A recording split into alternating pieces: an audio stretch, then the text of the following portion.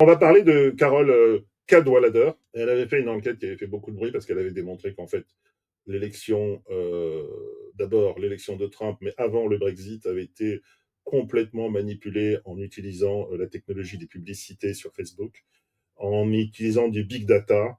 Et le scandale avait été si énorme que le Parlement anglais avait fait une enquête et avait essayé de légiférer.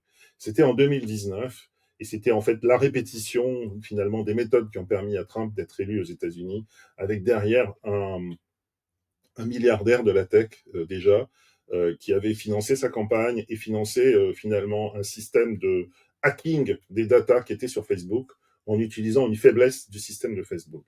Et à l'époque, ça avait fait beaucoup de bruit, mais tout le monde s'était dit que c'était finalement un épiphénomène lié au développement de la technologie, que rien de tout ça n'était reproduisible et que finalement c'était la négligence finalement des gens de la tech qui expliquait qu'il y a eu cette manipulation, qui a eu des conséquences considérables. Cambridge Analytica est devenu un peu le symbole d'un dévoiement finalement de la démocratie. Officiellement, on fait plus de big data, on fait plus de manipulation d'élections avec du big data piqué sur les plateformes.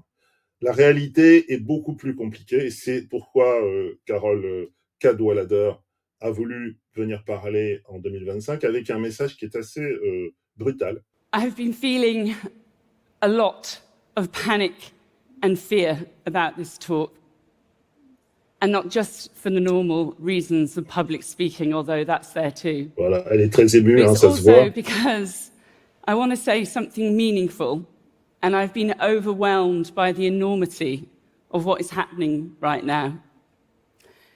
And there's a particular set of circumstances which have also been feeding into my confusion and denial. Et elle dit qu'elle est en déni. Vous pouvez voir cette intervention sur YouTube. Voilà, elle raconte l'histoire de 2019. It led to a 3-year legal battle, culminated in London's High Court, in which it felt like I was on trial for my life, because I was.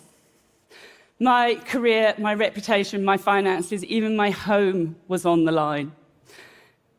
All because I came here to warn you that I didn't think democracy was going to survive the technology that you're building, however incredible it is. In fact, I was the person who almost didn't survive, and pretty much everything that I was warning about is now coming true. Juridiquement. I can't sugarcoat it. It's a bit of a head fuck. I have a lot of emotions about coming here, and Ted also, I suspect, is feeling them too. Elle a failli tout perdre. But what actually I finally realized yesterday is that the denial and the confusion that I've been feeling dès qu'elle a pour venir en parler, c'est pour parler de quelque chose qui la dépasse et qui nous dépasse tous. I felt powerless for a really long time. So if that's what you're feeling, I get it. Et il faut bien comprendre qu'elle parle au Canada, mais toute l'Amérique du Nord est sous le choc de ce qui se passe avec Trump depuis plusieurs semaines. My alarm system is ringing again. There are things that we can do.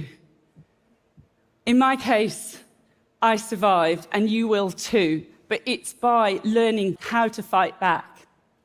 This is my guide, and it has to start with naming it.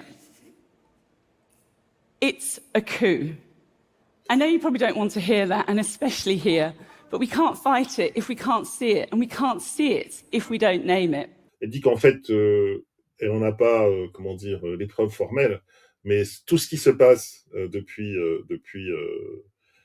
plusieurs semaines et finalement depuis plusieurs années, c'est la remise en cause de la démocratie qu'elle a identifiée, la démocratie libérale, pendant le Brexit, pendant l'élection de Trump 1, qui est finalement de retour.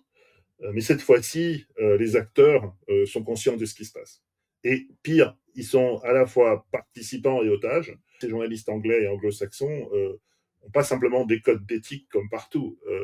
Ils le vivent au premier chef, et en plus, elle était responsable personnellement de ce qu'elle avait écrit. C'est pour ça qu'elle a eu des procès.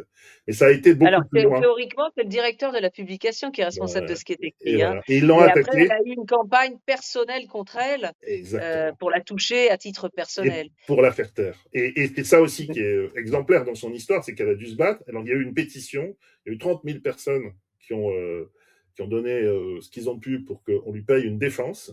Elle s'en est, entre guillemets, sortie, mais elle a plus fait que ça.